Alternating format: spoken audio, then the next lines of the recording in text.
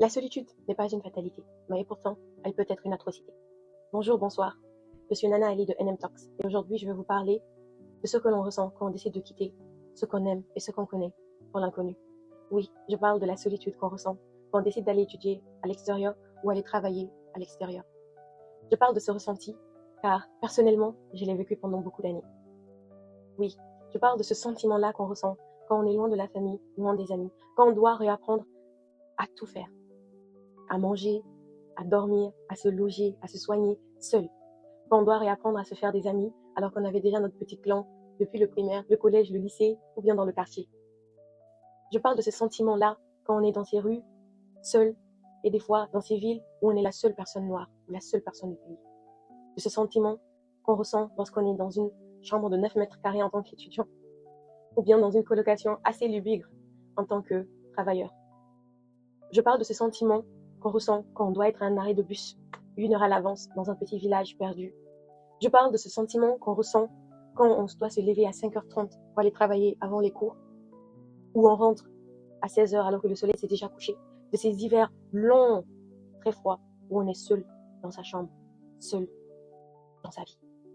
On se crée un petit nouveau groupe d'amis, mais on ne peut pas s'ouvrir à eux parce qu'on ne les connaît pas vraiment. Alors on prend le poids de cette solitude qui fait beaucoup de bruit.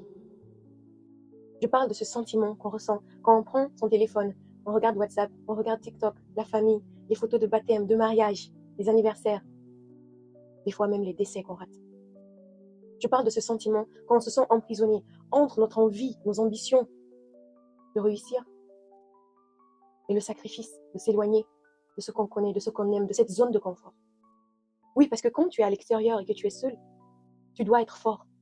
Parce que le fait que tu te sentes mal, le fait que tu sois malade, le fait que tu n'as pas dormi la nuit n'est pas une excuse valable pour ne pas aller t'arrêter devant la préfecture, du matin jusqu'au soir. De ne pas aller faire tes sessions à l'université. Parce que personne ne va te plaindre.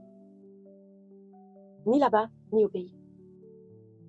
Des fois, on se sent emprisonné parce qu'on ne peut pas toujours dire que ça ne va pas. Et qui va nous croire? Être à l'extérieur est un luxe. On a décidé d'aller réussir. Alors, on doit assumer. Des fois, il faut qu'on soit fort. Parce que là-bas, la famille, elle s'est sacrifiée pour qu'on puisse être là où on est. Alors on garde. Alors on se renferme encore plus. Alors on reste dans notre solitude. Parce qu'on ne peut pas partager ses ressentis. Parce qu'on ne peut pas partager tout ce poids.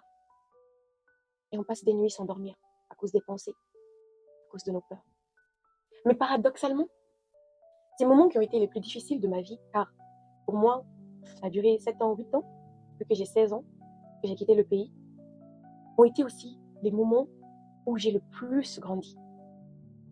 C'est incroyable comment cette solitude, être seul face à soi-même, est la meilleure façon d'apprendre à se connaître, d'apprendre ses peurs, de reconnaître ses traumas et de pouvoir se dire qu'est-ce qui ne cloche pas pour moi, pourquoi je réagis comme ça, d'accepter et comprendre ses émotions.